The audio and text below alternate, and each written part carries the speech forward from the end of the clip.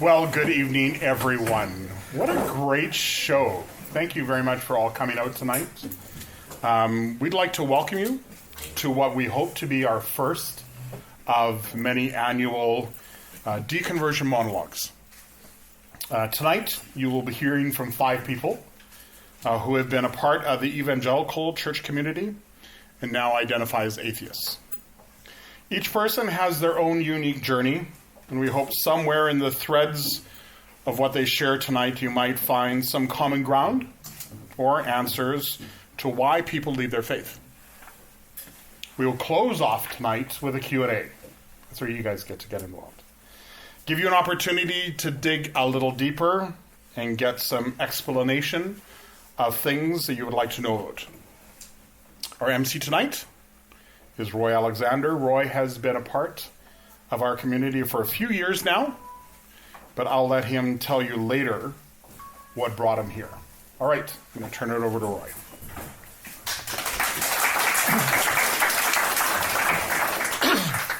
So as James said, our speakers come from an evangelical point of view tonight. If we criticize Christianity, which we've been known to do, it's a certain style of Christianity. This is the style that's most vocal in the West.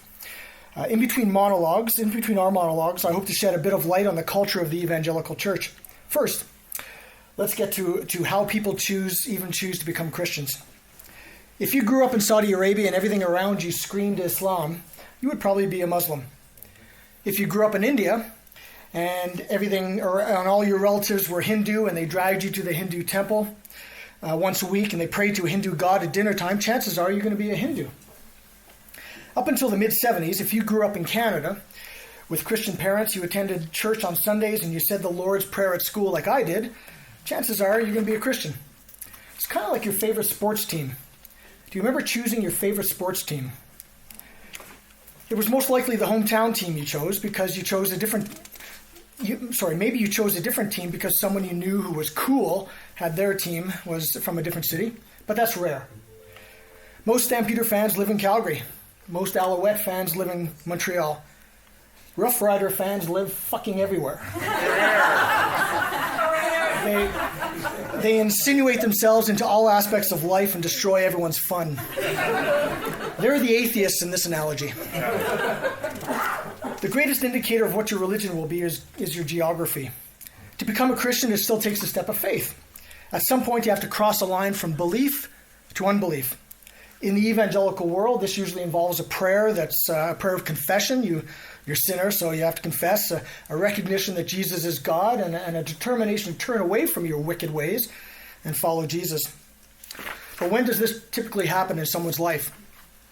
The Nazarene Church Growth Research tells us this: 1% of Christians became Christians between the age of 0 and 4.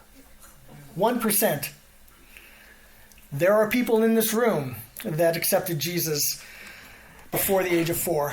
In fact, one of them is our first presenter, Lois. Lois was born and raised in Kansas City, Missouri, the international headquarters of the Church of the Nazarene. She was a third-generation Nazarene on both sides of her family. That's good stock. And her mother and father both worked at the Nazarene Publishing House. So Lois, come on up and share your story.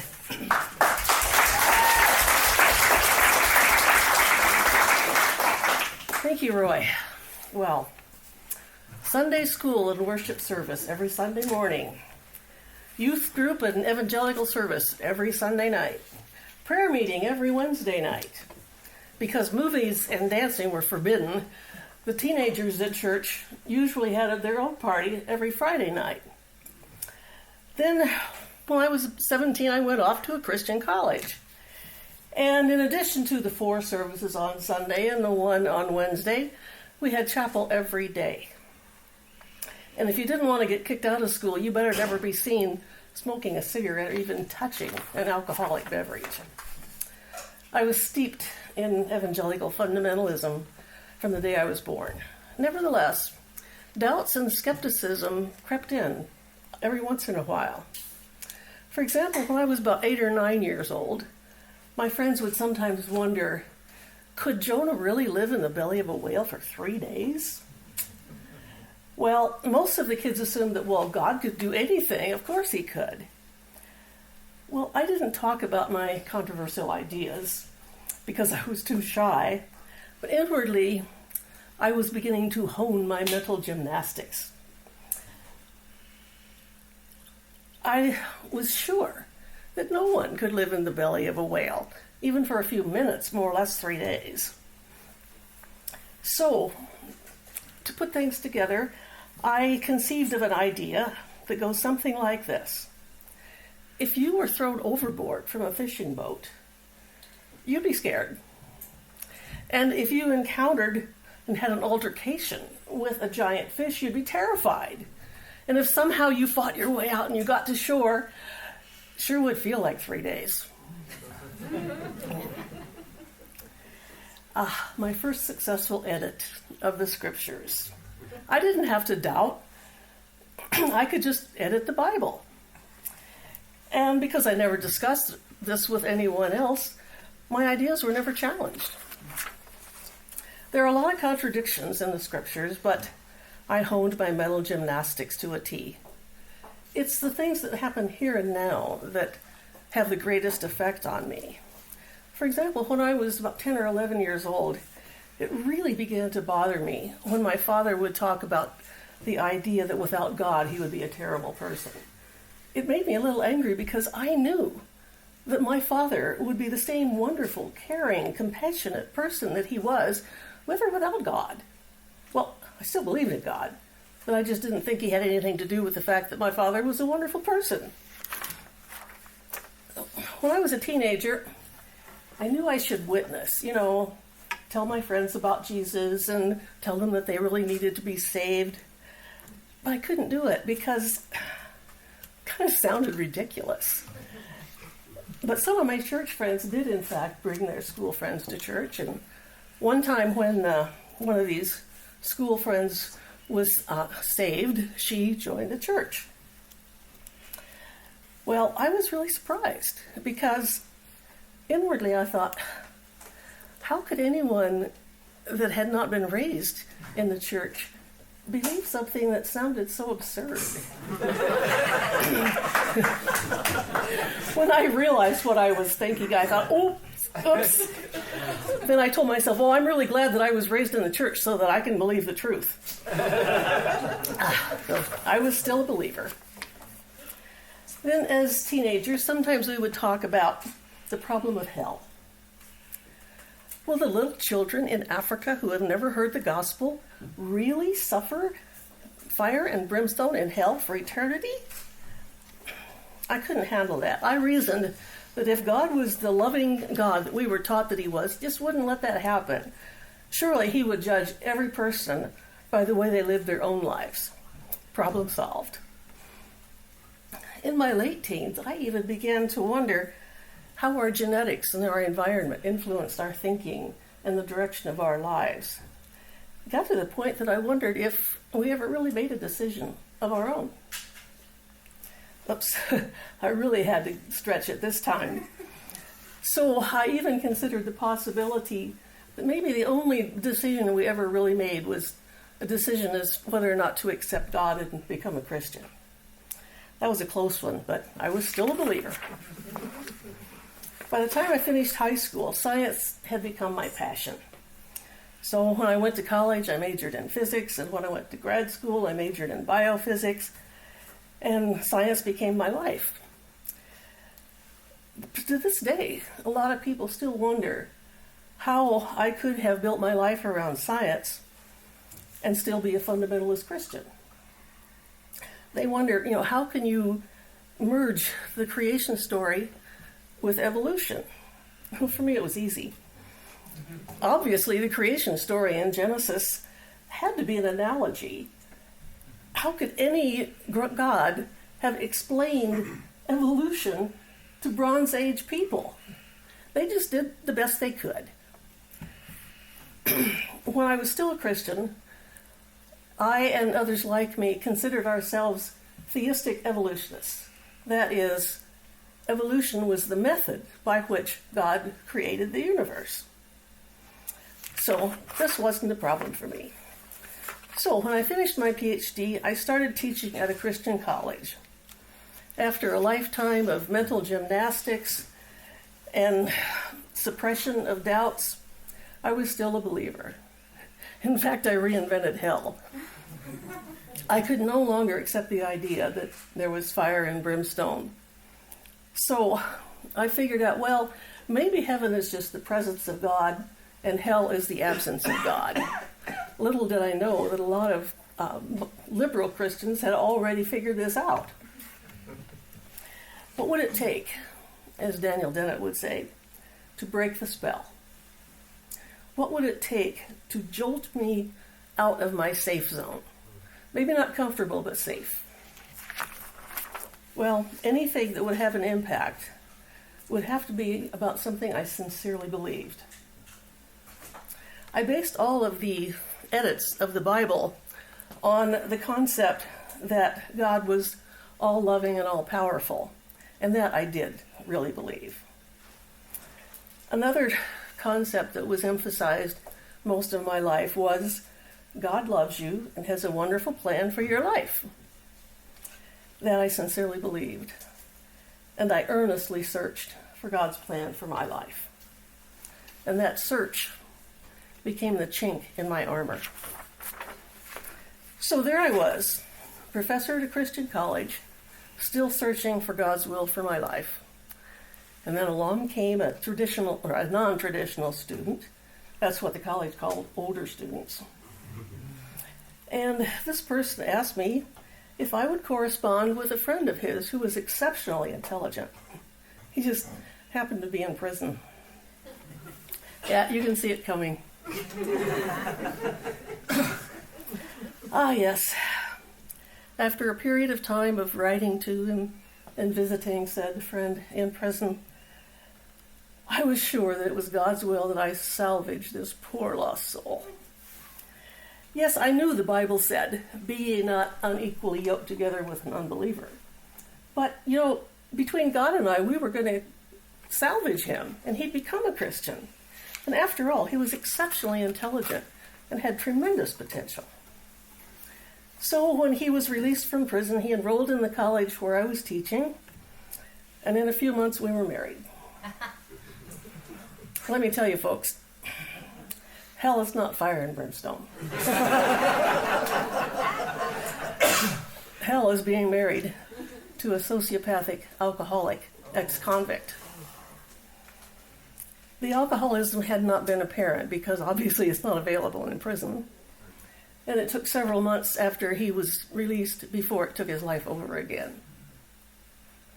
And I had never heard the word sociopath, but I learned fast. Turns out that sociopathy is a personality disorder, and it even appears to be hardwired into the brain because signs of it can be seen in fMRIs of the brain. And most psychologists agree that personality disorders cannot be treated. Nevertheless, it took me 4 years to accept the fact that there was no hope. I finally accepted that, and then I realized that if sociopaths cannot be treated, it could not possibly have been God's will for me to marry him. And this led to the idea that there's no such thing as God's will. And it wasn't long before I realized there's no such thing as God. I was done. It was over. All the beliefs or all the doubts I'd ever had were valid. None of it was true, and I was an atheist. So there I was, an atheist, teaching at a Christian college, married to a sociopath. Step one was to get out of the marriage with my life intact. That took a couple of years. Meantime, I didn't dare breathe a word about my lack of belief, or I would have been fired on the spot. You don't teach at a Christian college if you're an atheist. So I had to find a way to support myself so I could quit my job, because living a lie was just killing me. So eventually I saw an ad for a postdoctoral fellowship at the University of Calgary. I applied for it, and it was granted, but it took about a year before it actually began. But the time finally came. I quit my job, got out of town, and even left the country. I left my life in Michigan behind and started a new life in Calgary. For the next few years, I concentrated on building a new life. I had a lot of struggles. I had to get rid of some old mental and emotional baggage and search for my true identity. But I was learning and growing. I even met a wonderful guy, and now we have a great relationship. And then eventually I started reading books like God Is Not Great by Christopher Hitchens and The End of Faith by Sam Harris, and then a couple of deconversion stories. But it was when I read Infidel by Ayaan Hirsi Ali that my life took a new direction. As an ex-Muslim atheist activist, Ayaan's life was in danger, still is. She has bodyguards 24/7. And reading that book, I thought to myself, what am I doing? This woman has her life in danger, but she's speaking, she's writing books, she started a foundation. I should be doing something. I know how fundamentalism affects your life. I've been through the deconversion process. I know the toll that it takes. I should be out there supporting other people that are going through this process that I've been through. So I started searching for atheist organizations. I found far more than I ever imagined there were. But I found my niche when I found what would eventually become ASC, the Atheist Society of Calgary. I became active in the organization, and let me tell you, these atheist heathens are the nicest, most caring, loving, compassionate people I have ever known. And now I can say, at my advanced age, that I'm happier now than I've ever been in my life. When I lost my faith, I found myself.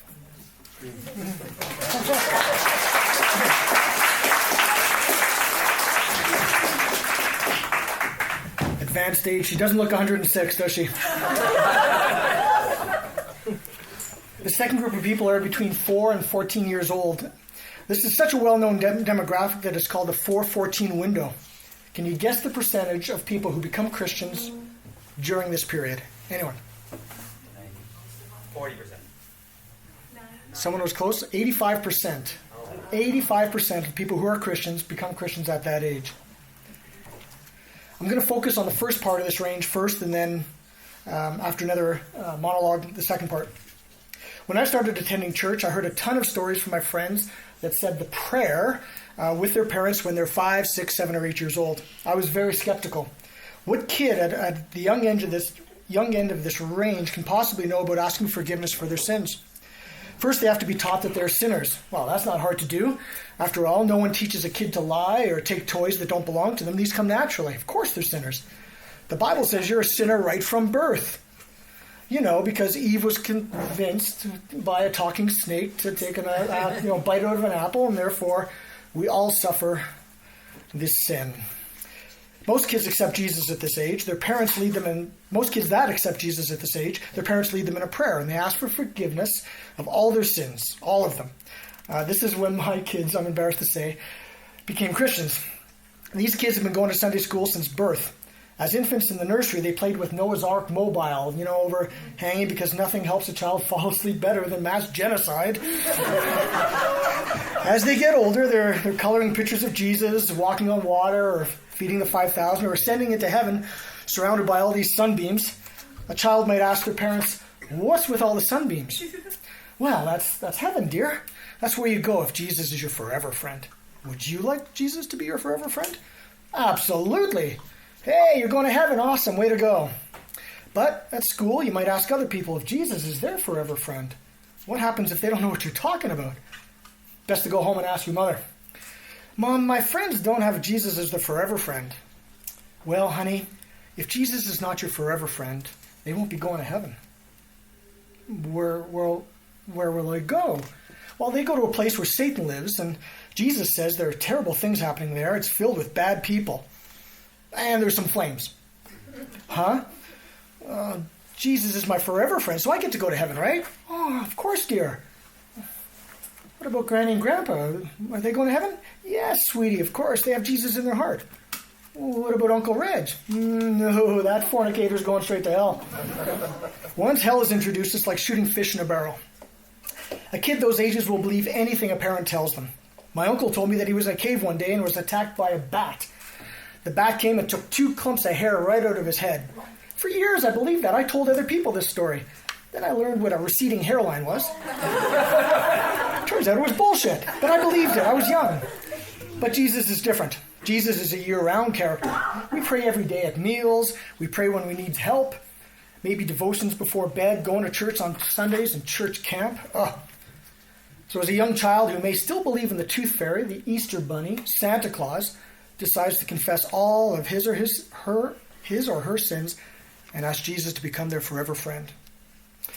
They confess all their sins, every last one, because God hates sin. What happens when a kid sins the next day? What's going through their head? Speaking of sinners, Josh, our next speaker, was born and raised in Calgary. Josh is a self-identified nerd and self-taught software developer. He's a graphic designer and a website maintainer for Atheist Society of Calgary. He's also a pretty good botanist. He's got a green thumb, that guy. So Josh, why don't you come up?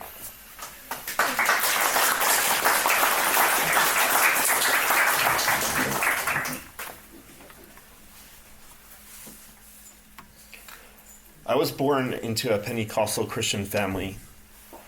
Pentecostalism is very feely-feely. God was always portrayed as easily found by anyone who seeks him. Just come to the altar and ask to be anointed by the Holy Spirit. Speaking in tongues, prophecy, healing, spiritual gifts given to those who believe. The one thing that was ever present on my mind. I wanted to know this God because so far I did not feel the same thing as those around me. My 12-year-old self, the checklist of prerequisite items needed to be performed before you get to feel God must not have been performed correctly. Pray to God for him to forgive all your sins. Check. When the pastor asks at the end of the service to raise your hand to accept Jesus into your heart. Check. Afterwards, post-service, the pastor pulls me aside. Why did you raise your hand? He asks. At my age, having grown up in the church, it would seem redundant to be doing such a thing. I did not have a good answer at the time. Oddly, the Holy Spirit always seems to be very venue-specific. Church altar calls were lively, but Bible camp was on a whole nother level. Surely I will meet God here and everything will finally make sense. I can remember the moment vividly. The youth pastor and others from the church were there too and must have noticed me at the altar.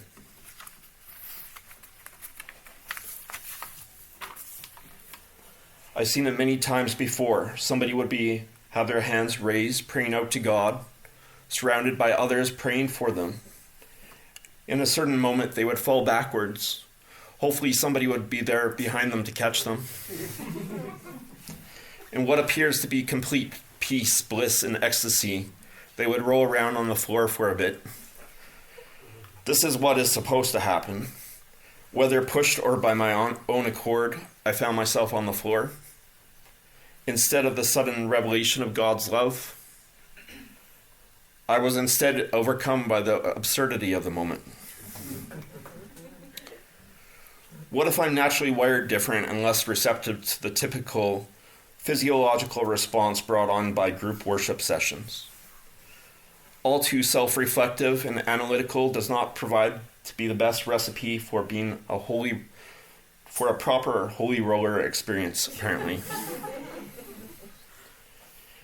If I was brought up in a different brand of Christianity that put less emphasis on the Holy Spirit experience, I may have had a different strategy for corroborating the existence of God. This seemed like the most obvious thing at first, however. And by all indications, it appeared that these experiences were the result of weird group psychology more than anything else. I want to take a moment to thank my parents for the curiosity and skepticism they had fostered in me from an early age. Just kidding.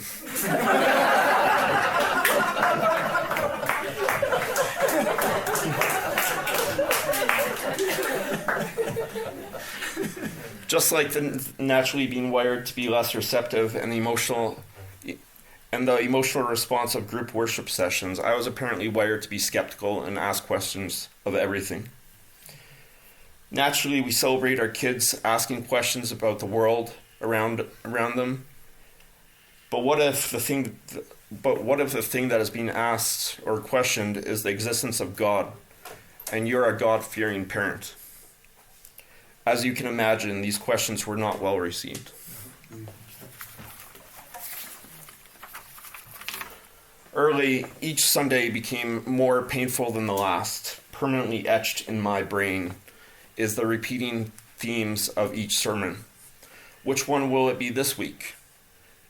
It always was apparent for the first 10 minutes in, and I wanted out. The ensuing battle to become free from religion began. Threats of things being taken away, allowance, computer privileges, power to my room, being able to hang out with friends, anything to keep me there. I listened in on the conversation between the pastor and my mom. Josh is just rebelling, and eventually he will come back to God. The battle waged on, and eventually I won, but not without a cost. My self-worth and self-esteem had taken a beating. I had come to the realization large portions of what I was taught about the nature of the world around me was completely false. And meanwhile, lacking validation from parental figures and role models, I was on my own. Many years later, I attended my first talk by a skeptic, David Silverman, on firebrand atheism. Sitting there in a room filled with like-minded skeptics, a shiver ran down my spine. I realized these are my people, and I had found a supportive community that has always been absent from my life. Thank you.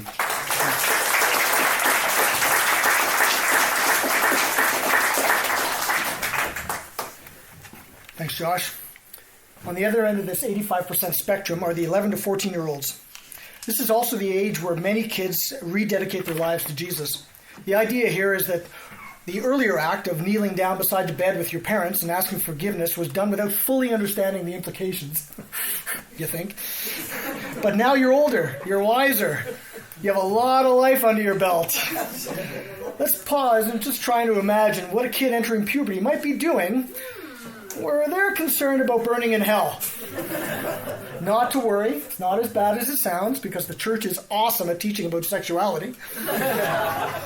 Most of these rededications happen at youth camp. That's a weekend or a whole week where you stay up late playing big-ass games, where a youth pastor worth his salt will bring the heat. Slip and slides, bouncy castles, inflatable gorilla suits, a pallet full of candy from Costco, door prizes just for showing up. If you were on the fence about attending camp that year, the chances to win an Xbox or a PlayStation will put you over the top. My church did that. There is usually a credible worship band that includes hip musicians with faux hawks and Christian attitude, because Jesus is my bro and we're his peeps. There's cinnamon buns at midnight, then back to the cabin where your youth sponsor will scare the shit out of you about the end times. And then up after 5 hours of sleep because you're so wired with sugar you couldn't go to sleep.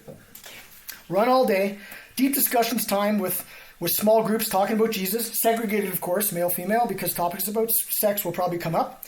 You will need to know how to battle that temptation and how to ask for forgiveness multiple times a day. Then the best part of camp is on the last night, the fireside. Just one acoustic guitar this time. The music starts out very energetic and then transitions to soft and then emotive. There's a cool speaker who may only be talking about the human condition, but it's like he knows exactly my own story. He's reading my mail is a phrase that's often used. Finally, after an active day and a lack of sleep, there's a hypnotizing fire. You are now fully open for the power of suggestion. You are primed for the altar call. Ask a person who grew up in the evangelical church when they accepted Jesus, and they'll tell you either beside the bed with their parents, or a church camp. It's that common. Speaking of guitar-playing pastors with faux hawks, our next speaker is Peter Bouvier.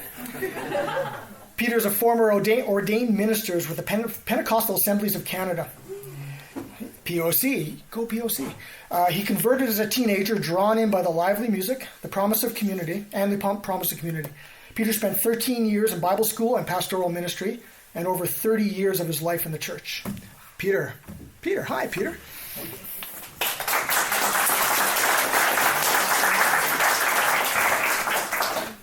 Thank you. Just before I begin, I just want to say to my friends, what an honor to share this night with you all.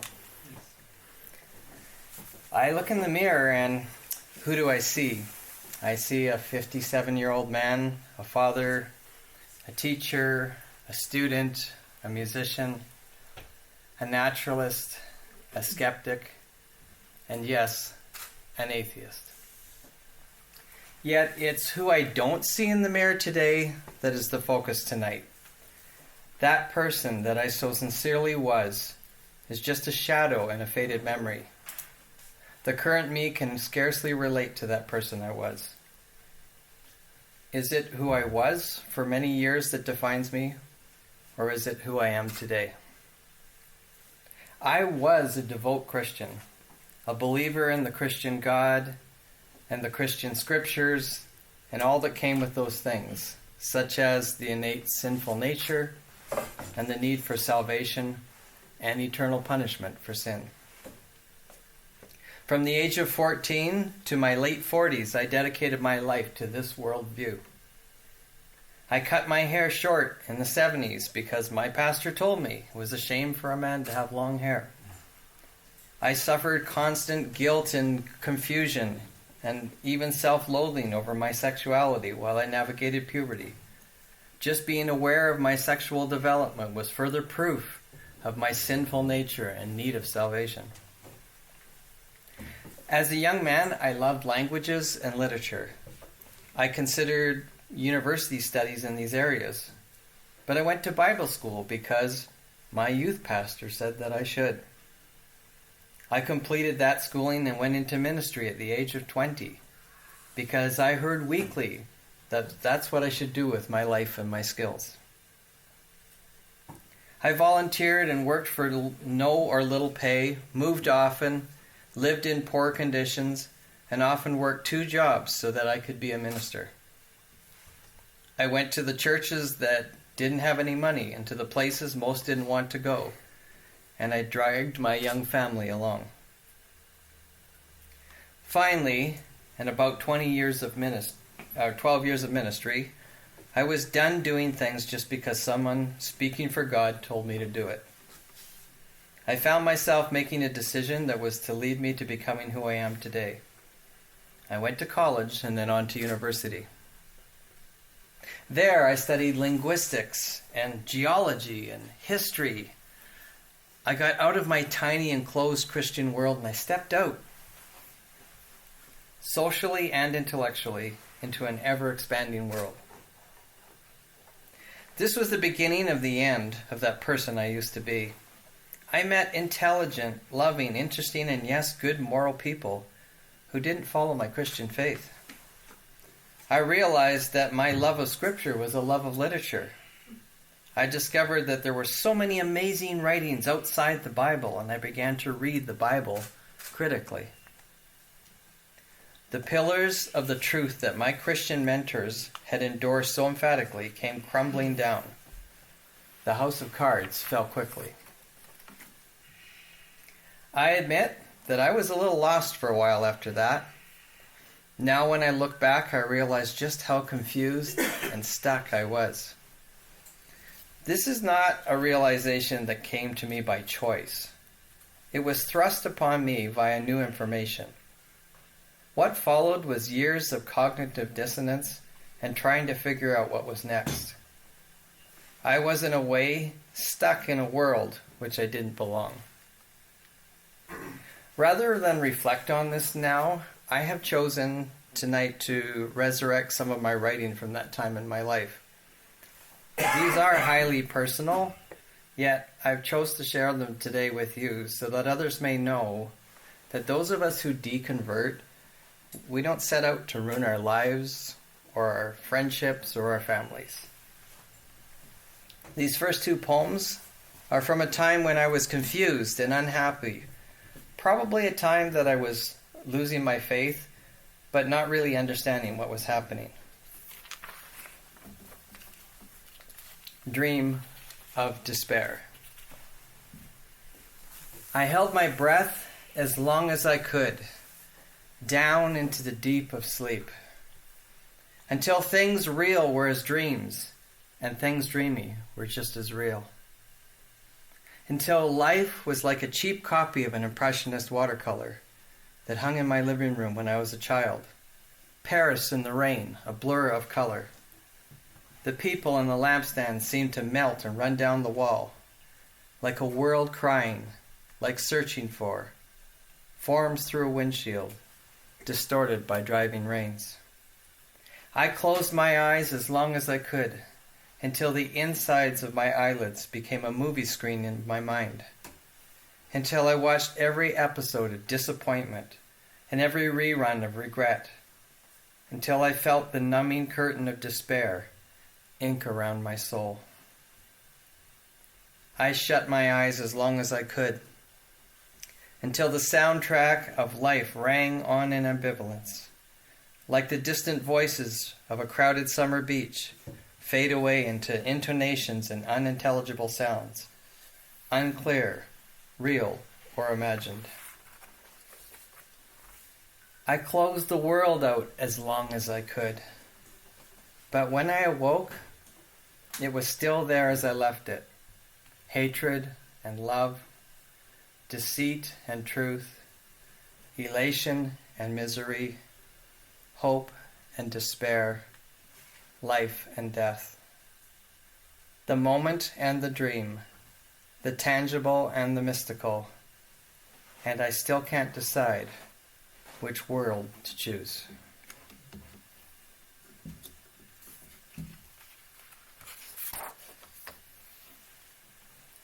Truth is more painful than fiction, so I'll be a novel for you.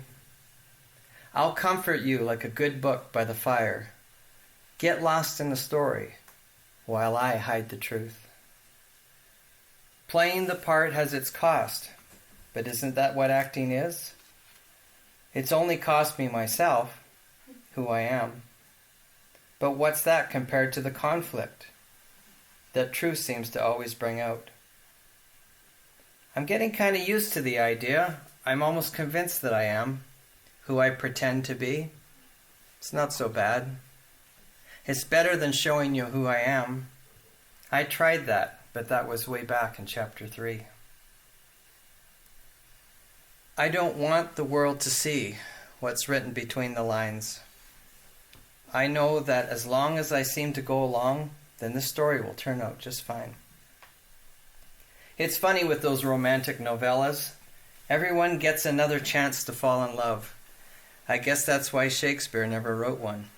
Is it tragic that I'm living a lie? And now I accept my persona. Everyone likes who they think I am. I'm quite entertaining when I play the part. It was even better when it was real. No one's caught on to the entropy. No one knows that I'm dying inside. It's not so bad being the character like, 'cause I'm not sure I even like the character I am. Everyone's a novel, waiting to be read. Voices, dialogue, things rather not said. I've got some chapters I could do without, but I'd rather be a novel, so you're never sure what I'm about. Everyone likes who they think I am. Everyone knows what they think I said. Everyone likes to think they know why I do what I do. I'm a piece of fiction. I'll be a novel for you. Don't overanalyze me. Don't try and get in my head. Just enjoy the romance and the fantasy. I'll just be someone that you can see yourself with. I am what you think I am, if it makes you feel free. No one gets ill.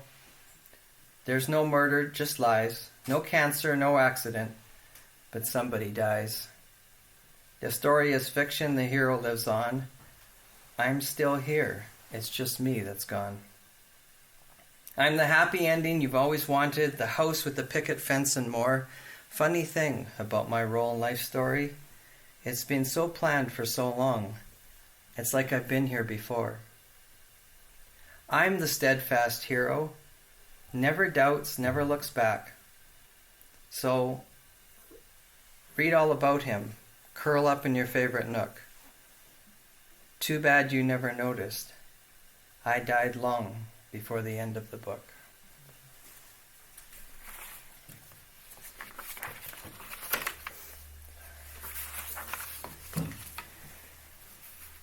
I was in shock. I was angry. I had trusted my new family and I did everything they had asked. I was deeply sad. It's not easy to realize that your worldview has suddenly shifted dramatically. I lost friends, community, and years of my life. But in the end, finally after the struggle, I let it all go. Now I see my place in time and space in a new way. I do it all so removed from and without that person that I used to see in the mirror, and without God, a holy book, or a community built on a very narrow view of an ever-expanding universe. I will close with a poem that I wrote after I let go of the struggle. Life is good now. I'm not angry or depressed, and I am not alone.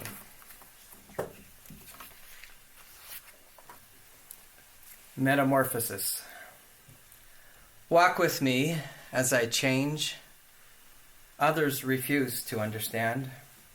Like all, they fear change. Like so many, they only understood what they can force to stay the same. Their creeds demand it. Their system requires it. They manufacture the chains that keep us stillborn. Yet I am in metamorphosis. I am not what I was, nor will be what I am. I am becoming. My past is my shame and my anchor. My future is decided, the fruit of my past. But now, the unexpected, the unimaginable, the unforgivable. I have woven a cocoon of possibility. I have encased myself in free thought.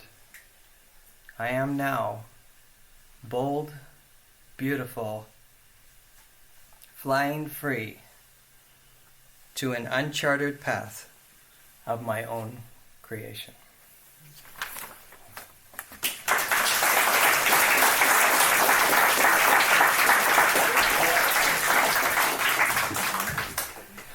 The last two categories of people who become Christians is one's between the age of 15 and 30, and that's 10%.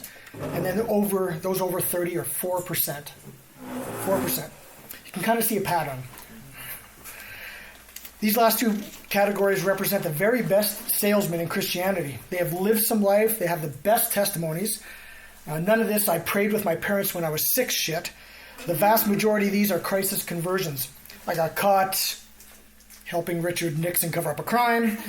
Life is shitting on me. I am broken. I need fixing. Who am I? Why am I here? Where am I going? These are the people who are asked to share their story from the stage. The story goes something like, this is who I was before Jesus, basically a piece of shit. This is how I accepted Jesus, and this is how God fixed all my problems. The worse you were before Jesus, the more you will be asked to share your story at church functions. This was my experience.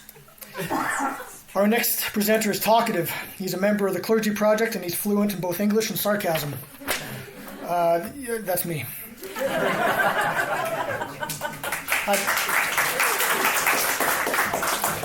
I became a Christian at 18 while hanging out with a Christian rock band for a year. They practiced in the basement of Center Street Church. It was 1981, and the church attendance was about 200 people. These guys were nice and showed me love and true friendship, quite a difference from what I was used to at high school. At the time, I was making really bad life choices because I was young and I thought I was bulletproof. While hanging out with these new friends, I met an American youth pastor who knew an amazing amount about the end times, the book of Revelations, and biblical prophecy.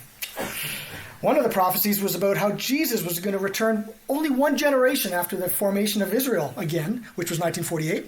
I didn't know how many years were in a generation, but it seemed like Jesus was due. Jesus could be returning at any moment, but there was going to be wars and rumors of wars. Another prophecy, because that rarely happens, that one. So, yeah, so what a great prophecy. And if you would only read the Bible correctly, you will see all these other real-world connections. Anyways, one night, everything came to a head. I was really afraid of being left behind from the upcoming rapture. I was afraid of going to hell, and I was convinced that God hated my sin. So I accepted Jesus. Center Street hadn't had a kid in those years that was like me, with my background. No one had come to their church like that, so I was a minor celebrity. This stroked my ego and caused me to want even more validation because I was special. and there are people who do talk like that. So special. Over the following years, I attended Trinity Western. I worked. I volunteered at the church.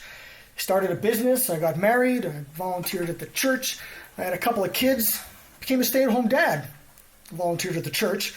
Attended Rocky Mountain College part-time and volunteered a lot at the church. In 1997, when I was a stay-at-home dad, I volunteered in the missions department, while my 3-year-old attended Cubbies. Just a little bit of an aside, Cubbies is for kids who are not old enough to go to kindergarten. So they go to a church once a week where they earn colorful badges and for memorizing Bible verses. Not the whole verse, just kind of, portions of it, just the big picture. So I went online and tried to find out what these first few verses were. And so they're named, they've got categories. The first verse is called Bear Hug A. The second one is Bear Hug 1 and Bear Hug 2. I don't know why that progression, but there's a lot about this stuff I don't understand anymore. So Bear Hug A is 1 John 4:10. God loves us and sent his son. Oh, that's nice. That's nice. Bear Hug 1 is Romans 3:23. All have sinned. Bear Hug 2 is Romans 5:8. While we were still sinners, Christ died for us. Age 3 to 5. This is Cubbies. Now, if you're not 3 to 5, you might be 2 to 3, and there's a group called Puggles. Do you know this? Pug? Yes. Oh my gosh. So, just as a reminder, age 2 is when kids start to form sentences that last 2 to 4 words long. And so how can you believe, how can you come away from this indoctrination and not believe? I eventually got hired, became a pastor of missions. Near the end of my 10 years on staff, my focus was on the poor and disadvantaged. I largely helped people with issues surrounding food, clothing, shelter, practical needs. At that point, Center Street Church had grown about 7,000 attendees. 6 of those 1,000 were my responsibility. I really grew that church. It was all me. It was a pretty good job. I got to give away a lot of money and help a lot of people. I went to Mexico City, East End, Vancouver with a team. I took teams to Ukraine 3 times, South Africa once. I learned a great deal about myself, how to lead, and I found some really great mentors. Full disclosure, except for a brief period of time, which was horrible, I had a great experience as a Christian. In 2006, I left church ministry and eventually landed a job raising money for a Christian nonprofit in the city. I did that until 2016. Along the road, I was invited to join the executive of the Evangelical Ministerial Association. I led Serve Day for 4 years. I got 15 to 20,000 people doing acts of service in their community, no strings attached. I list this resume because people have said that I was never really a Christian. In their minds, people who leave Christianity were never Christians. Therefore, no one leaves Christianity. It's been said that deconversion is death by 1,000 cuts. A podcast or a book may not cause you to abandon your faith, but they start to add up, and one day the scale starts to tip. Over the past 30 years, I would question God about some horrible things in the Bible. The flood, multiple mass genocides, the endorsement throughout the Bible of slavery, rape, human sacrifices, animal sacrifices, the treatment of women, and the vast amount of bloodsheds, all at the behest of God, a loving God. Whenever these difficult topics would come up, many Christians would go to Christian publications to get a book. Christian Pub, when it was still in business, was on 9th Avenue. Does anyone know what's in Christian Pub right now? Strip club. Strip club.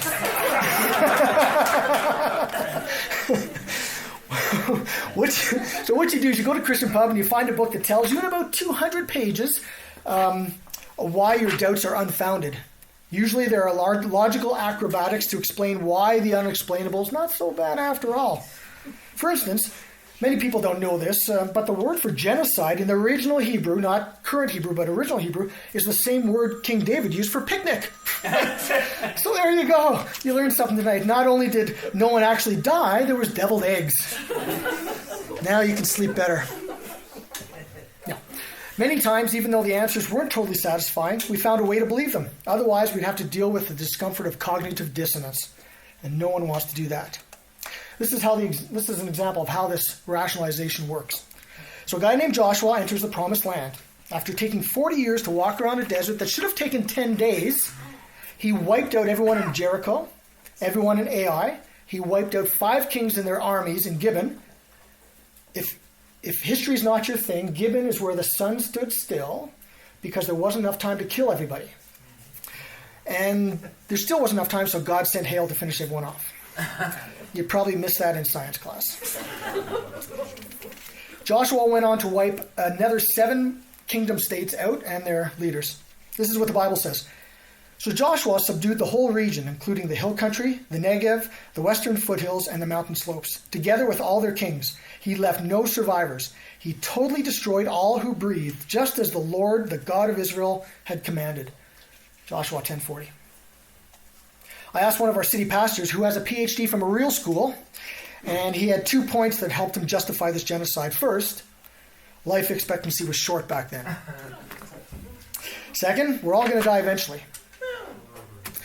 Just to be clear, because I guess there's some ambiguity about this, genocide is bad. Don't do genocide for any reason. But as an evangelical, you have to come up with an answer. Why God ordered this genocide. You have to. Otherwise, God starts to look like a little bit of a dick. So the way you do this is to subscribe to something called divine command theory. Divine command theory states that if God ordered it, he must have had a good reason. We should not question God because his thoughts are not our thoughts, and his ways are not our ways. So as I read all these biblical stories, and there's hundreds of them, I would put them off to the side. I decided when I get to heaven, I'm going to be asking God about this. It didn't work out so well. In 2006, I started to look at the whole thing with fresh eyes. It took 10 years. I reinvestigated all the reasons I believed. I revisited the arguments that convinced me years before to become a Christian. Strange, for 35 years, I didn't hear one argument from an atheist. I only heard arguments from Christians who said they knew the atheist arguments. I believed everything I was told. These were sincere people. They loved me. Why wouldn't I believe it? There are hundreds of reasons not to believe the claims of Christianity, but so far I've been able to put them into 5 categories. The historicity of the Bible, the immorality of God, the lack of inspiration of the Scriptures, disproportionate punishment, and faith. The Bible says that faith is the evidence of things not seen. Evidence, not seen. The other way to say it, and I don't know who I'm quoting, is pretending to know things that can't be known. Pretending to know things that can't be known, like heaven and hell. Thank you very much. So life is quite different now. Imagine finding out that everything you believed was not true. Whether we're right or wrong, that's a very difficult thing to go through. But you can't force yourself to believe something, and once you see the other side, you cannot go back. It's like the M. Night Shyamalan movie, The Sixth Sense. There's I won't spoil it for you. You've got to see this movie. But there's a major paradigm shift in the movie. Once you experience the paradigm shift, the movie has lost all its magic. For me, religion has lost its magic. So I had to quit a job where I basically got paid to eat lunch and drink coffee with pastors. I guess I could have told my boss that I was an atheist, and the subsequent wrongful dismissal money would have come in handy. So now I'm looking really hard, trying to find a job, but it just gets getting tougher every day. But I got to do my part because I know in my heart I should stop quoting Steve Miller in my speeches. But things were horrible, just really, really horrible, and it takes a while. Without a group of friends like the LWR group that Lois leads, I would be lost, and a number of us just would have been so lost. So thank you, Lois.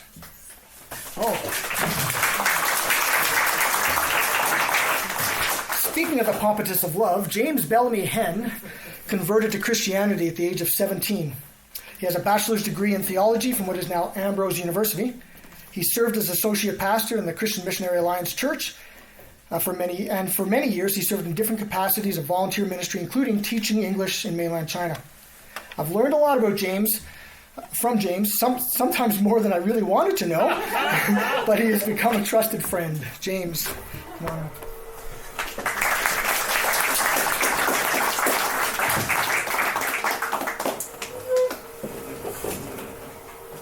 Following four very talented speakers, I need some visual aids to make mine more interesting. 44 years ago, in a small community of Saskatoon, next slide, my world seemed pretty black and white. Everything looked the same, except me. Next slide.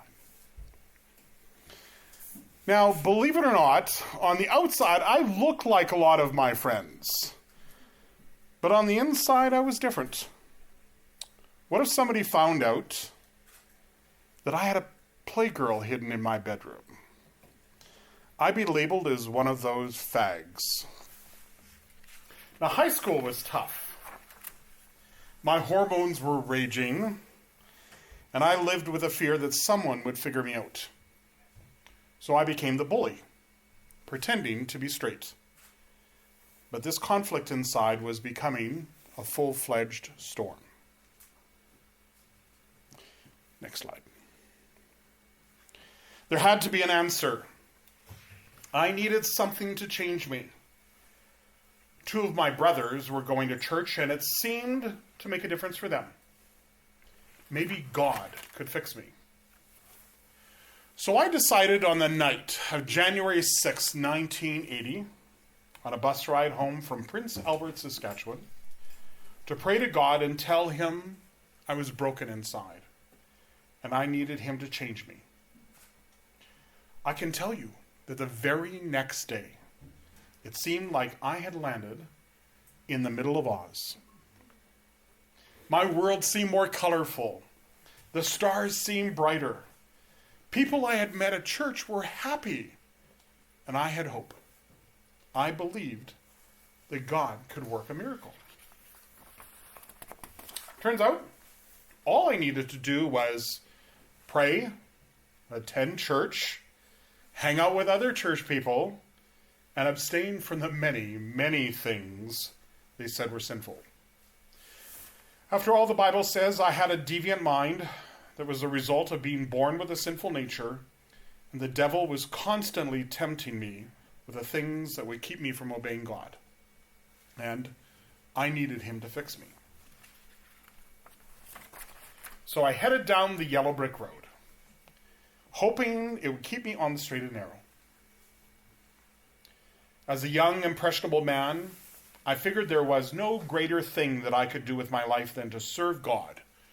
So I headed to a Christian university to become a pastor. I had changed my world by living in a way that others would agree or approve.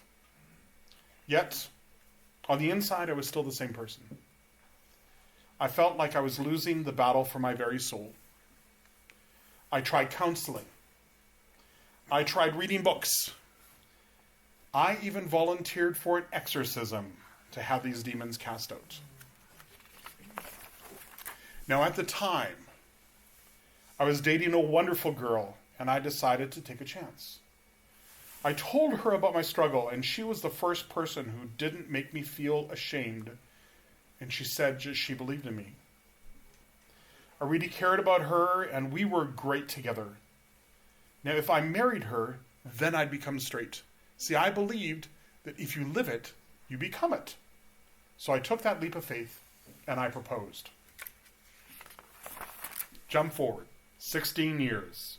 Still married, 4 kids later, and after years of working as a pastor or volunteering in the church, years of praying and reading, years of following the rules, and years of being a faithful husband, it struck me that I had never once dreamt as a straight man.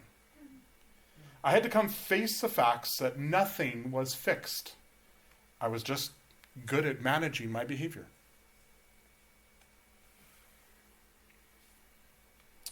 Religion had told me that my heart was dark and full of sin. What if my heart was already good? Maybe I didn't need God to make a new heart. So, keeping with this theme for tonight, the next thing I had to do was find me some courage. I came to face this reality that even after 16 years of living straight, absolutely nothing had changed. This idea of being straight, that it was normal or holy, maybe that was the problem, not me. Church life was all about telling people who God says they should be. But when I looked behind the curtain, all I found was a bunch of men pulling a lot of levers. So I stopped looking at my life through the teachings of the church. This shiny emerald city had distracted me from the truth. I am my authentic me. Once I looked past all their smoke and mirrors, I discovered a universe so vast in size.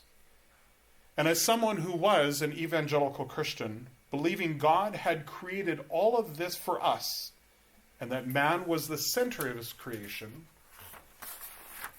I faced the facts and I realized I'm an atheist. And by my definition, that means that I know for certain that I don't know if God exists. And I'm really not looking to pursue that at this time. But here's what I do know. I know that I'm alive. And I occupy a very small space on this planet Earth. And that Earth is just a pale blue dot in a cluster of planets and moons that revolve around our sun.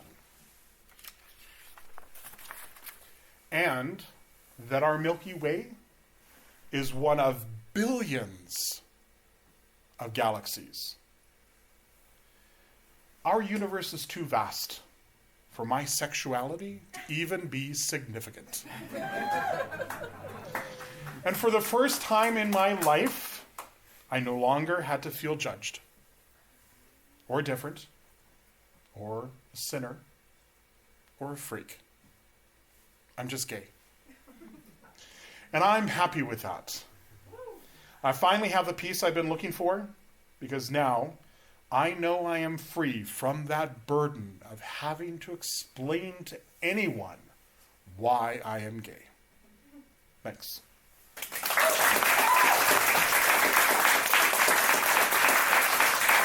All right, let's switch back up. I'd like to ask the speakers to come join me now at the front of the room. We're going to do a Q&A.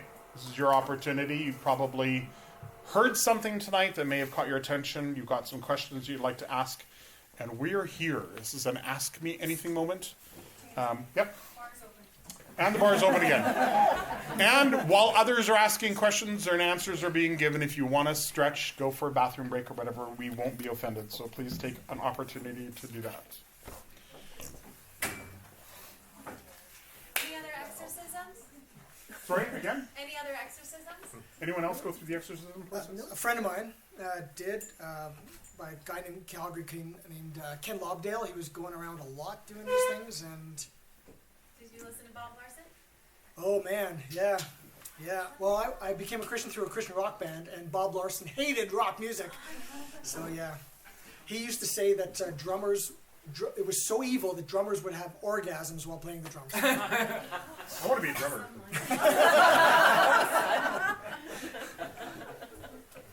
Go ahead. I don't know how to phrase this, but what do you think the main difference is between, say, someone who has been kind of a lifelong atheist, as in they had parents as atheists, they were never exposed to any kind of religion, and someone who has gone through being part of a a religion, whether it's Christian, Muslim, and then they convert or they leave it behind, what would you say would be the main difference between the way of thinking of those two groups, if there is such a thing?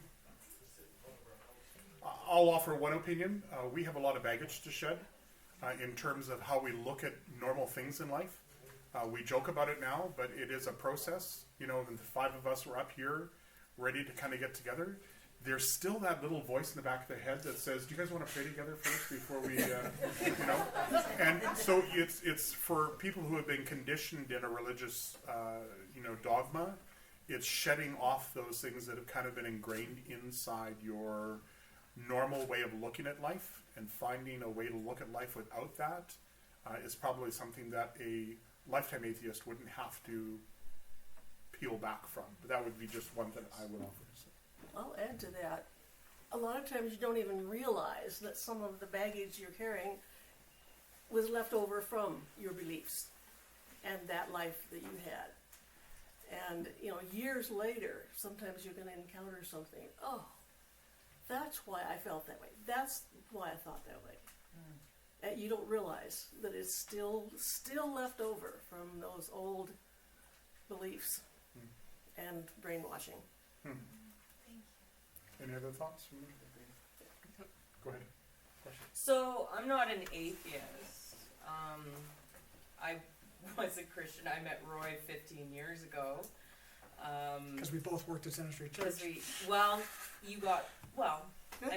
You basically doing his mission, and stuff. He helped me at a very vulnerable time when my husband at the time had a terrible mental illness and what have you. So Roy never, I would say, 16 years ago, I remember I asked him, well, why should I become a Christian? No. And he said, even if it's all bullshit, isn't it an okay way to live? Is what he said. I drank the Kool-Aid.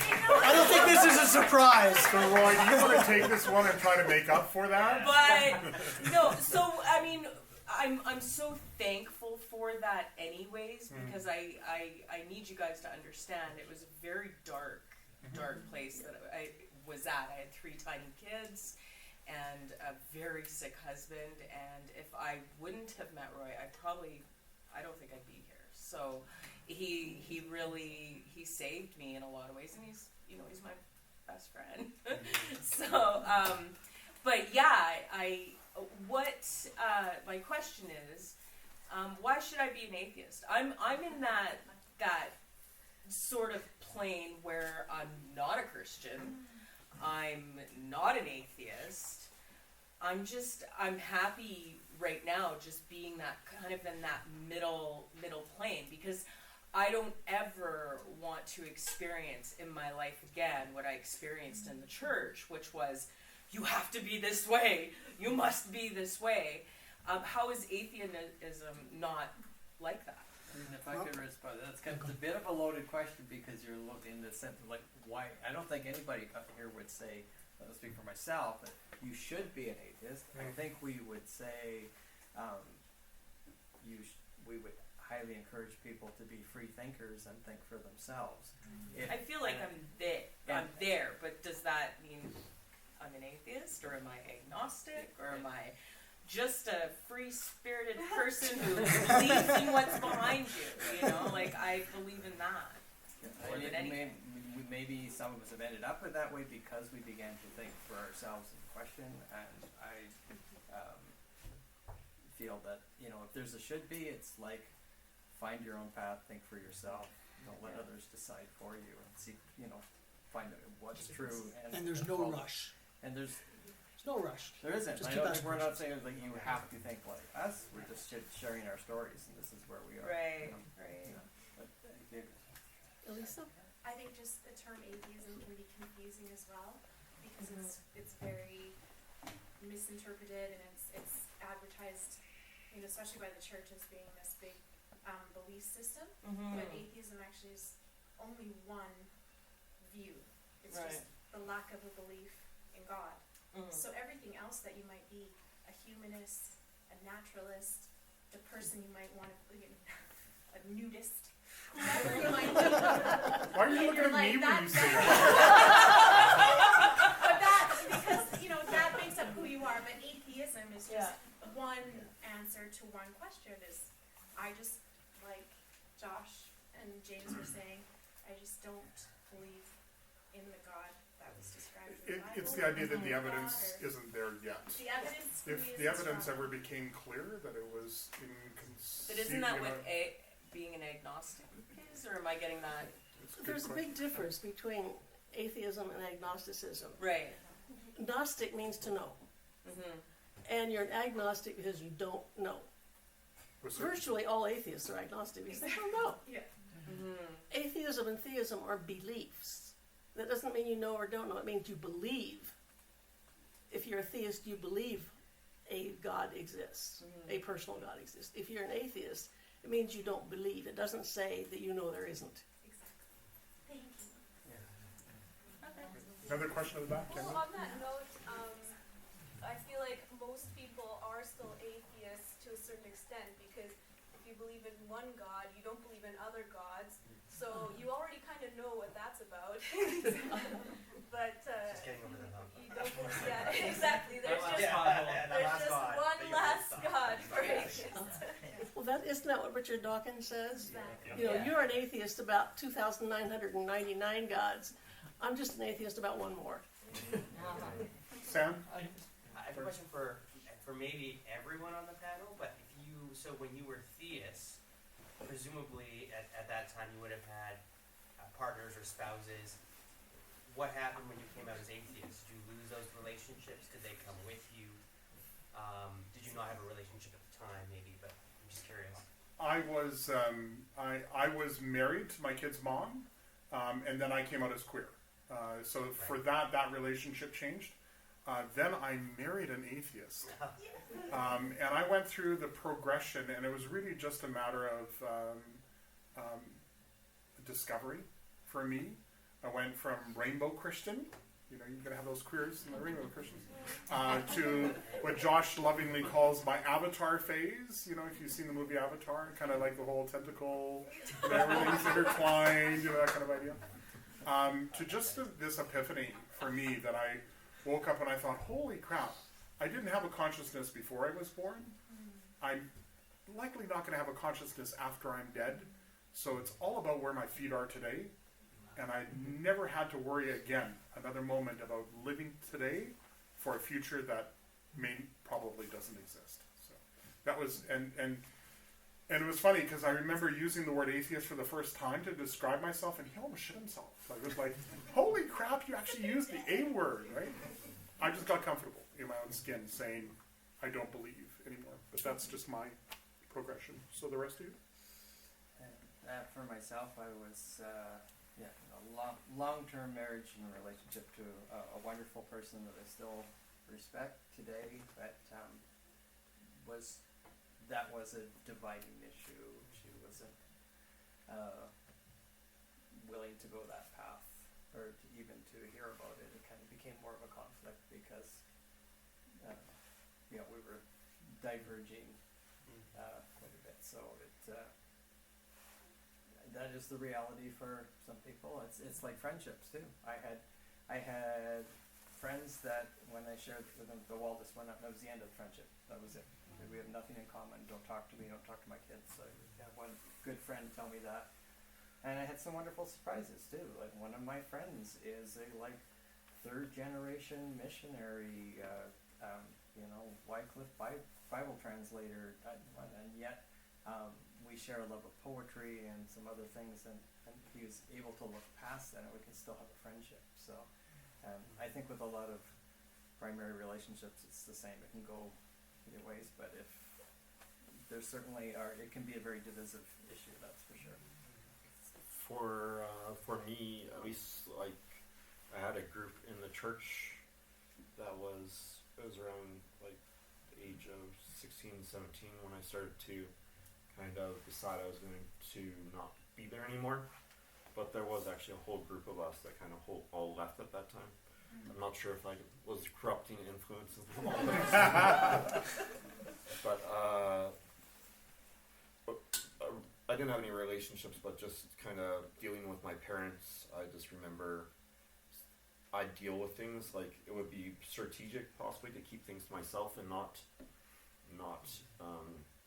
tell things to them. But that's just how I processed who I was, to be very abrasive at that time. And I remember the conversation with my mom, telling her I was an atheist, and she broke down crying, said she failed as a mother, and that's kind of how that conversation went. So. Till you told her you were gay, and then she cried again. And then said everything makes sense now. Johnny? I don't want to interrupt if anyone No. else wants to join in. No. We're good. So I was really excited to listen to everyone's personal stories, and especially those who are former pastors, because I'm a former pastor as well, and especially from the PAOC. And so I was kind of like, oh yeah, we got another one there. I was so excited. But I'm just really curious, because as former pastors, we get up on the platform on Sunday morning and preach about, the plan and purpose, that God has sent His Son to redeem the earth of all this sin, and He has a wonderful life, plan for every human being that would just commit themselves into the kingdom of God.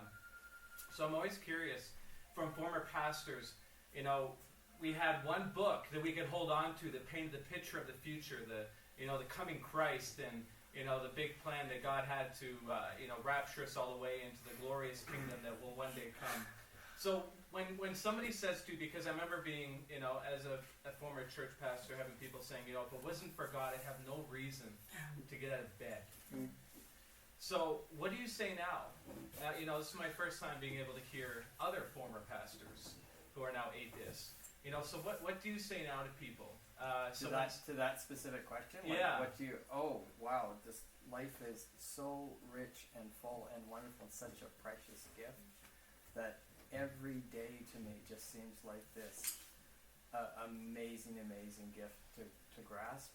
Whereas in my pastoral readings and part of my ministry, I was like so into that whole puritanical, like, suffer now for the other life. And thought of that lots and thing, and it's a full reversal now, because it's absolutely joy in the amazingness of life as it is now. So If I can, there's an album back in the early 80s, late 70s, Larry Norman, called Only Visiting This Planet. And there was an attitude where you were just passing through. Like this, these 85 years, whatever you get, is in preparation of this eternity. And so now, initially, so it was described to me by a guy who's, I think, deconverted as a funnel, this whole process. So you've got all this chaos, the top of the funnel, and then you've got the restricted area, and that's where you really just want to kill yourself. And then you escape. Every now and again, at the beginning, you kind of go up to that restricted area, but eventually you're out the bottom. And so waking up in the morning when you're in that restricted area is terrible. It's everything you knew to be true. It's like finding out there's an alternative universe all of a sudden. Everything you knew is wrong. But as time goes on, I appreciate life way more now as an atheist, because I've only got 25 years left. I got a daughter who's 25 years old. That seems like a long time, that we've been raising her. 25 years, so I've got another 25 years. What do I want to do with that? And I got a blank page. I'm willing to change anything to get the next 25 years in a way that I'm going to enjoy, not just enjoy life, but give back, and all those aspects. So yeah, I appreciate it way more, way more.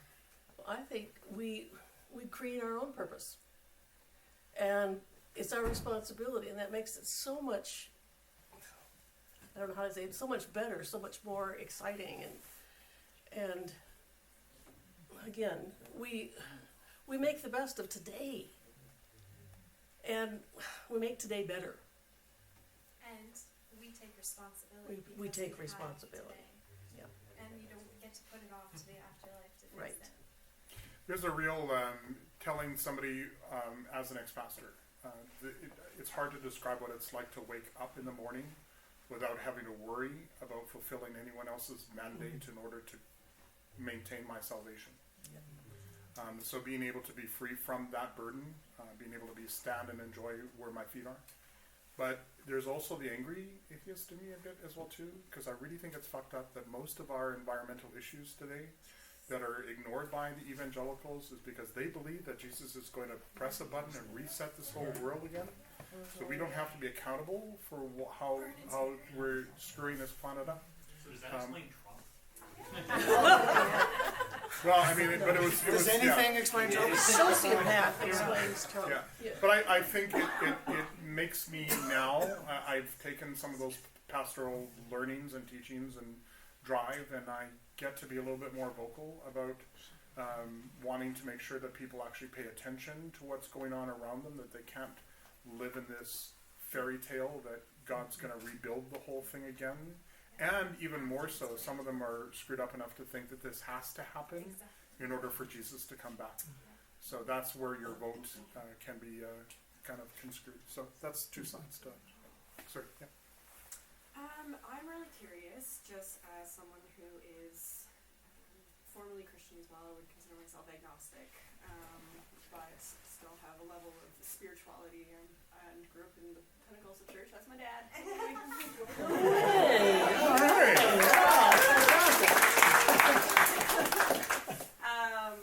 Also very triggered by all of your stories. Thank you. Any therapists in there? But I am very curious because I think for myself, I do look back and I think like, as much as I would never call myself Christian now, and as much as I do not live that life, I also have this belief that I will never not be Christian because of how I was raised and some of the values that were instilled. And some of those things I still hold that are very, some of those values I still believe are good. And it's like anything, it's like any book, any story, whether myth or real, that there is good and bad. And I know we touched on a lot of bad, but I am curious if there's anything that you've carried forward from your histories as evangelicals that you still carry into your life as atheists, that, or if it's kind of like a shed everything, flush it all. I discovered that those values aren't necessarily Christian. Well, yes, true. You don't have to have Christianity to have the very same values.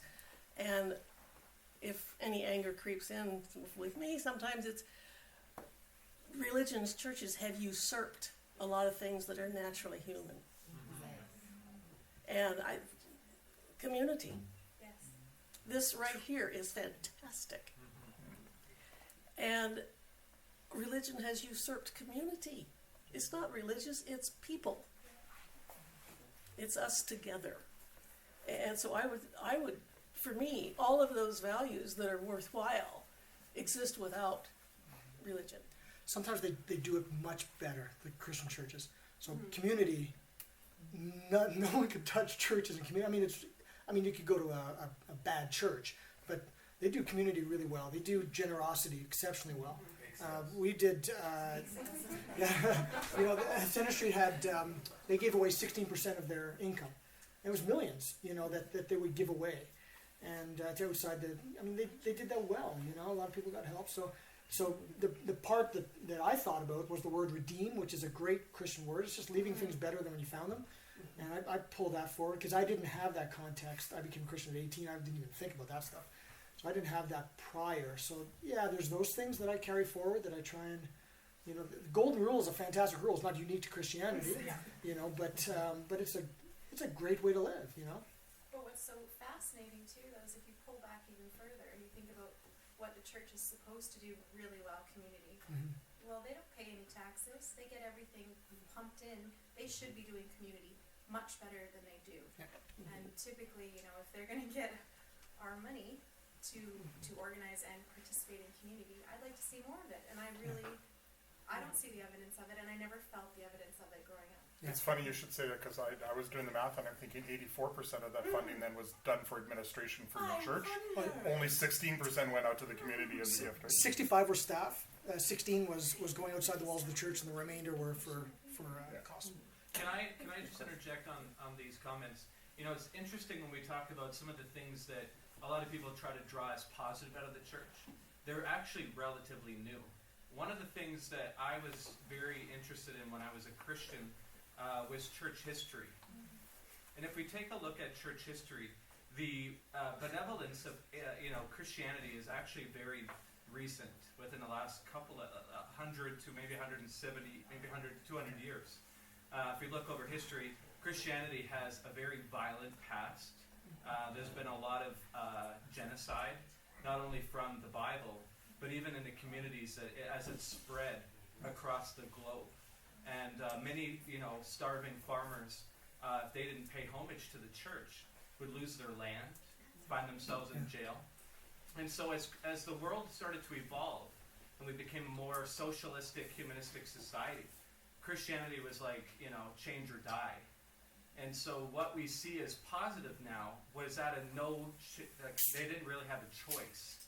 And so they took their whiteout through their Bible and kind of cherry pick things that were, if we say and we really bank on these type of passages, will really look good now. And so a lot of the things, even in the New Testament, aren't the golden rules. Even some of the stuff that we see are very contradictory to, passages about Jesus that he never even penned. Exactly. And so, I think the things that we're seeing, as our speakers had already said, are not, they're not born out of the Bible, but are things that have been, cores of humanity that they really adapted. And to that point, I heard a great atheist Muslim say, when he talked about not necessarily supporting progressive Islamic movements, he said, and I kind of piped up and said, well, the church is kind of at least now starting to embrace this queer issue. And he said, please don't give the church the credit. He said, it's the people in the church that are finally figuring it out. Yeah. The church is just simply having to catch up to that in order to not lose the people. Right? Exactly. So, but I hear what you're saying, and I think as well too, and not to say that you're on the same journey as me, but my journey did involve many years of just being really good about, the things that I learned as a pastor and the things that I did and that I could continue to do in community. It just eventually got to the place where I didn't need to associate that with my Christian teaching, that I could see that as a human experience. Was that Armin Navabi? Yes. Yeah. I'll just add one thing here. Yeah, go for it. At least for me, my parents used to fight quite a bit, and they would get to the point where I'd be yelling at them to get a divorce, but they stayed together because that's what Christians are supposed to do, and they did not love each other, but there was a staying together to appear like that's what Christians are supposed to do. So coming out of that, even though I got married, I didn't really see the institution being all that. Like my role models were not that great at showing me what marriage was supposed to be. So. Well, it was interesting as well to your parents saying that you will never know true love until you understand the love of Jesus, and yet they live a horrific marriage at times, and we have a great marriage. So, I often ask people, just as a thought experiment, name one good thing that God did in the Bible that did not involve violence. Exactly. And so there's not a lot. Like you would think there'd be hundreds. I've heard a few, and that's about it. I mean, it's not. I'm reading Mein Kampf right now. That's actually a better book, but I certainly wouldn't quote from it because of all the bullshit in it. So I mean, you can find a good quote anywhere. I mean, but I wouldn't quote from that book. I mean, that'd be embarrassing. But yet, you quote from the Bible, and it's a horrendous book.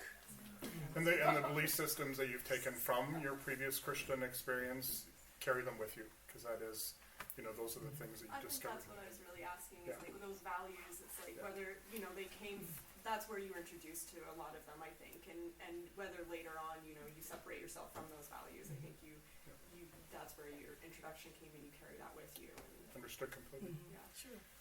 Any other questions? You have a few, sir? What is biophysics? Sorry, people. Biophysics. There are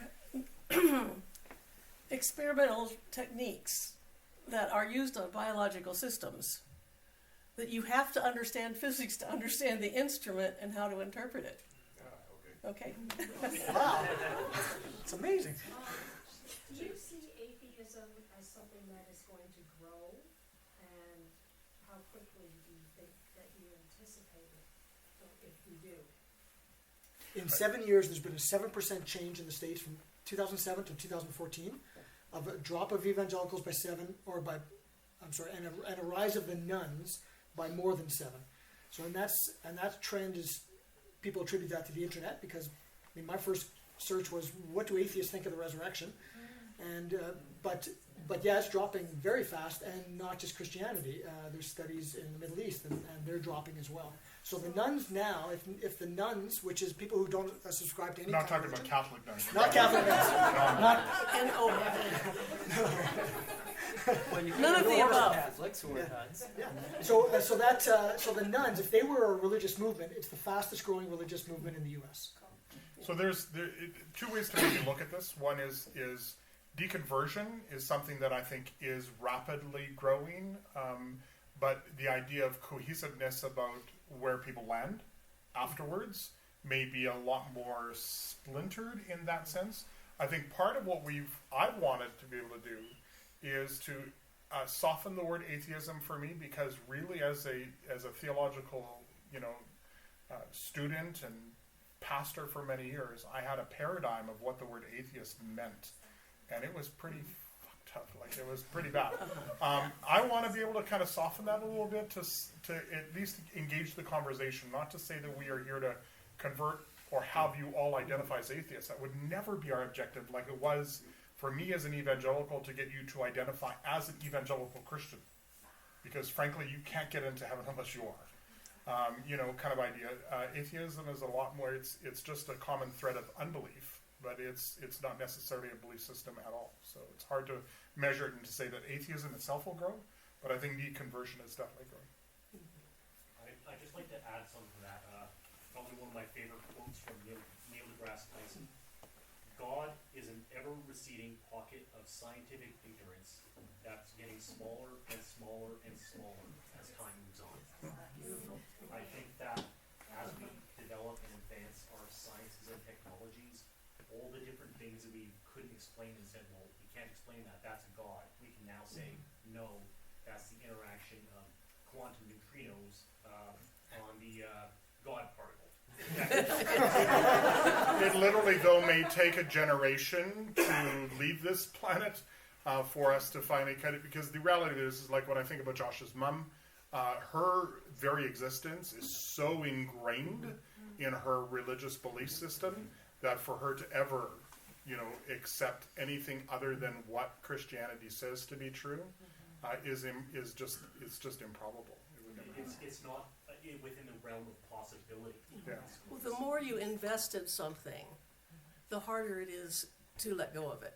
I mean, the number of years you spend believing, it gets harder and harder to say, everything I believed is not true.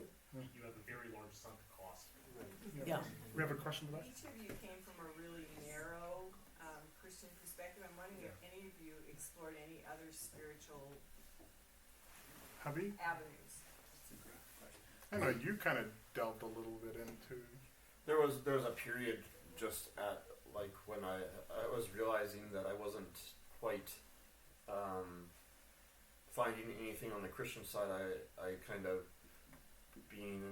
trying to exclude things. I delved into the occult side of things. To say if I can't find anything in Christianity, if I can find anything in Satanism, if I can find spirits and evil entities, that means that the other one's true. And it didn't last very long. But I looked at Buddhism for out of interest as well too.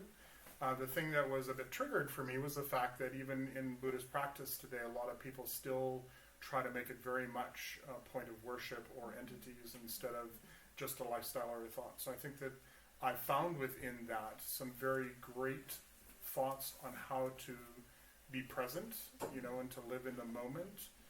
The difficulty is it's our human experience. Somehow we keep wanting to thread this whole supernatural back into these kind of things. So my only delve outside of Christianity would have been Buddhism. So, yes, sir. Any issues with the spirituality of 12-step program? Oh, yes. Absolutely. Because, and we've, I think at ASC, we've been trying to be an advocate for promoting and educating our judicial system on the options outside of the religious 12-step programs, because there is some great technology there, or systems there that don't have to tie you to a belief system in God. So. And Brenda would be a good person to ask. That's what I was about. thinking. Smart Recovery is one of the programs that has no religious affiliation. If you want more information, Yes, ma'am. I have two questions. My first one is directed to, actually before I even ask my question, I just want to thank every single one of you. It's been an absolute wonderful night.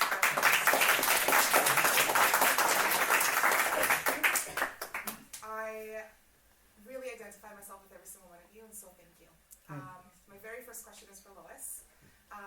Did you struggle with, or did you have to deal with, and if you did, how did you deal with, after your separation, and then finding atheism after that, did you ever deal with the Christians that had been in your life tell you that the reason you were turning away from God was because of a failed marriage? Because that's how I've go through, and it's really frustrating. Well, I have to admit, I cheated. Because I was teaching in Christian college, I couldn't tell anybody that I didn't believe. Right. And I just told them I was doing a postdoc. And I kind of ran away from Michigan to Calgary.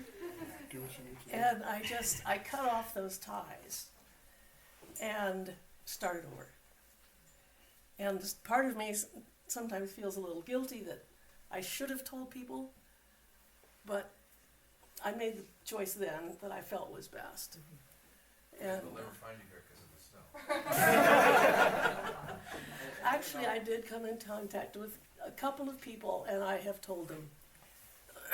One of my former students was the medical examiner in Las Vegas, who was the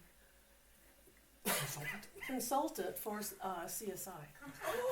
And he had become an atheist. And we felt so close that it was amazing. But for the most part, I left that, started over, and missed a lot of that. I could say I had a similar thing in that mine was kind of a two-step process. I chose to step out of ministry, kind of in that lost kind of thing, and it was really, I saw the results on my family and everything else, and I decided to go back to school. And then I stayed in the church for a while, and then I kind of got to the point where it was, and I had a number of well-meaning friends who were like, well, you had a really bad experience in ministry, which is true. There were some really not great things that happened, but they were looking for that reason. That must be the reason you had this really bad, and it wasn't. But the same kind of thing. They're trying to plug it into, this is why you are that way, and I think I identified your feelings, but they can be really frustrating. Very, yeah. You had a second question? I do. This is for the entire panel. It's very similar to the first one, but essentially, I, throughout my deconversion process, dabbled in absolutely everything. So I went from Pentecostal to Catholicism to Mormonism to Jehovah's Witness. Like, I literally talked to everybody I possibly could because I quite literally felt like a lost puppy dog. So a lot of the people that were in my life, specifically coworkers, knew me back in my days where I would have my radio on my desk with my worship music, and I had my Bible literally right beside my desk, or my computer, and I had my Bible in my purse all the time. And then throughout this process, of course this is an internal process that takes a very long time, and is spread over, I don't remember which one of you said the 1,000 cuts quote. Yes. So true and so powerful. And then they see me 3 years later, and I finally reached a point where I can actually comfortably say I'm an atheist. And it's like I lost all credibility because I went through so many different steps in my search to finally feel comfortable in who I am and what I believe in and what I don't believe in. Do you identify with that, and how do you deal with the people that you do love in your life and that you do want to keep in your life that no longer give you any sort of credibility for who you are as an intellectual human being? I mean, as a queer person, people might often assume that I became an atheist because God never fixed me, therefore I'm angry at God. I existed for a long time as a spiritual person. For me, I don't focus so much on what I've lost or what I don't believe anymore. It's what I got to believe. And I will pivot the conversation to start describing like just how vast the universe is. Like, it blows my mind. It's like a grain of salt in this block is what, you know, our Earth is to just our galaxy. And then you take that scale again, and that grain of salt to our block is just our Milky Way galaxy to the entire universe. Like, it's what I got to believe for the first time rather than what I don't believe anymore. So for me, that idea of helping people understand it wasn't so much what I don't believe anymore, so it wasn't that I lost credibility. I hope I gain credibility now by being able to discover what's really going on here, right? And hopefully they'll start to see that as well. That's just my... People will just invent reasons why you left the faith, and they'll just foist it on you. I was at a church at Center Street listening to an apologist. Here's perspective. Some people came up, you know, obviously I know a lot of people there. They didn't know I was an atheist. And so there's three of them, and this one lady told me that I no longer had meaning in my life. And I already heard things like that, so I was already kind of ready. But I said, bullshit, you know. And then I'm standing in the sanctuary, bullshit. I said, you know, I've got kids, I got parents, you know, and then I said, bull fucking shit. You know, to this lady, and then I apologized to my two friends. I didn't know who this person was, but the two friends I've known for, you know, 35 years, and I apologized to them, you know, and then I apologized to her. I'm really sorry, but that was a dumb thing to say. You know, and I didn't hold back, but fuck, that pisses me off. Like, and they just discount, like, so as a Christian, you know, you heard, I did some cool things in the city, gone, you know, gone, just forget it. You know, all those people that you helped, you're done. Well, that's another thing about community. We say that churches do community so well until you don't agree with them. Absolutely. Absolutely. Yeah, that's the caveat. Yeah. Church is kind of like jail.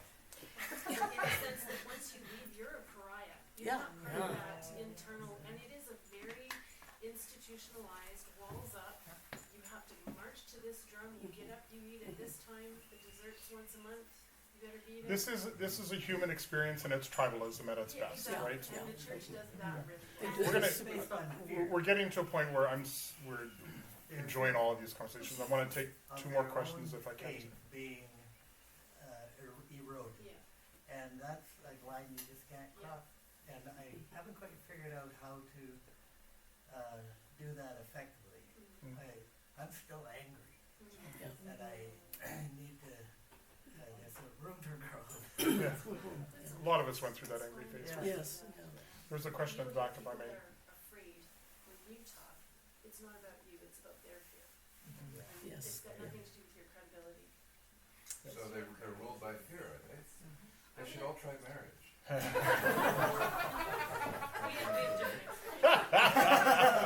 Can I ask a word? Yeah, go ahead. Okay, so I'm going to try and word this properly. But, so what was it like for you guys to branch off afterwards and do the things that were considered a sin? You know, like, did it feel foreign to you at first? So you were like, I want to do this, but like your mentality kind of kicked in? Or was it like a freeing thing where it was like, holy shit, I can finally do what I want to do now? The first time, because like I said, I wasn't allowed to go to shows. Couldn't go to theater. The first time I went into a movie theater, I'm sitting there knowing that every eye is staring at me, knowing you shouldn't be here. You know? So it does take time And walking into a liquor store, oh, well, I mean, now it's great. But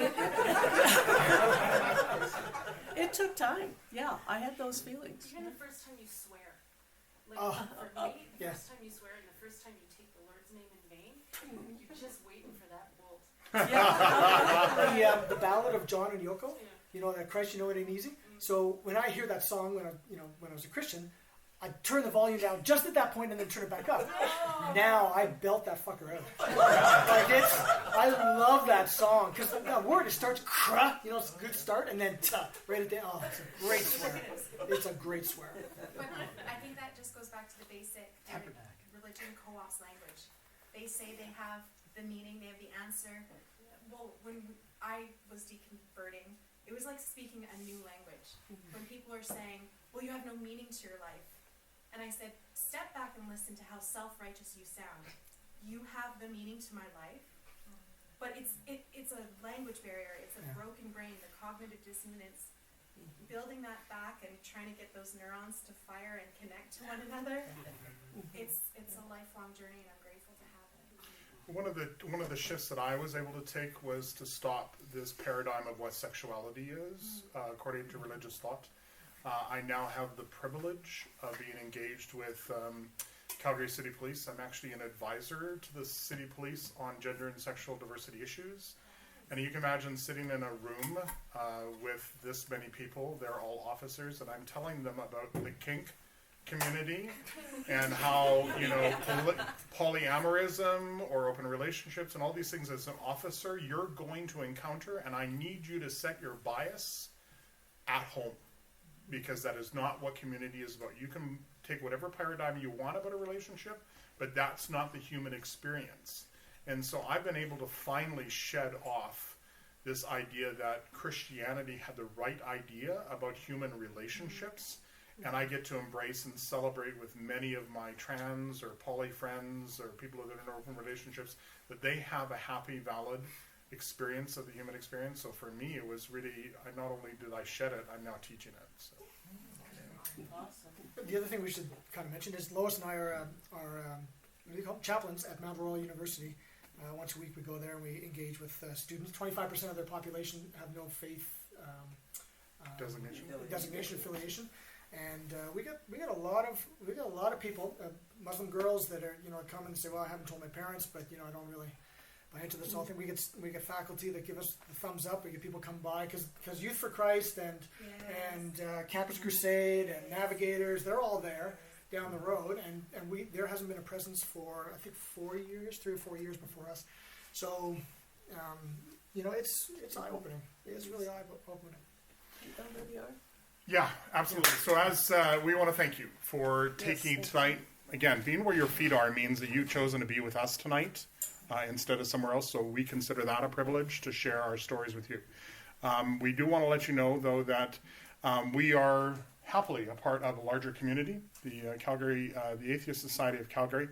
But this is really kind of brought forward to you tonight from what we'll call a paragroup, not a parachurch, but a paragroup organization within the Atheist Society of Calgary called Life Without Religion.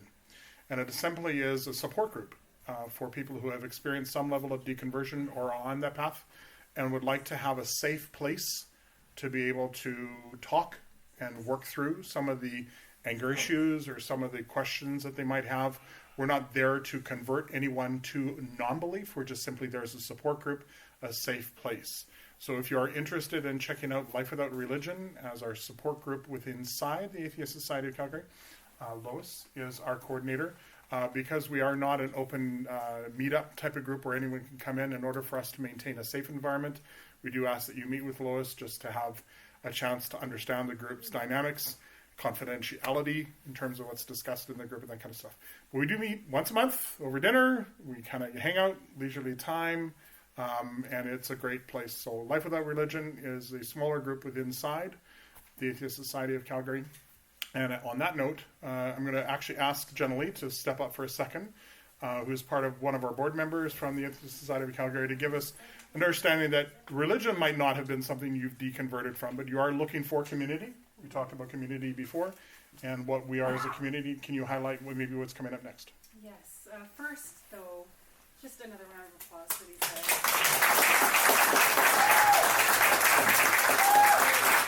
This has not been my experience, but I know the amount of courage that it took for all of these 5 people to stand up in front of you and tell their stories and show their vulnerability.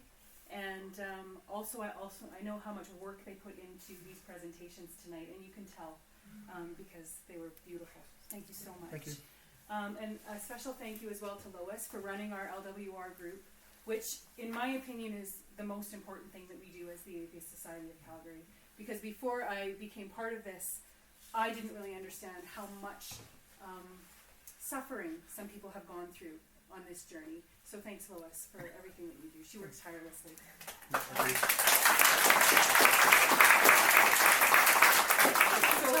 I'm just doing what I love doing. Doing the Lord's work. When we started this organization almost 2 years ago, we struggled over what to call it. And we sort of did some member polls or interest polls. And one of the things that came out strongly was we want to use the word atheist because we want to normalize that word. And the second thing that came out is we want a community. And I really feel when I look at people in this room that that's what we've got. So we have a common thread that we want to live in a world where we're all doing the best that we can for right now, because this is all there is. This is all we have is each other, and we want to make it count. So that's really all you have to believe to be part of this group, is that you want to be here. Nobody's going to try to convert you to anything else. Nope. Except that I want you to buy some tickets.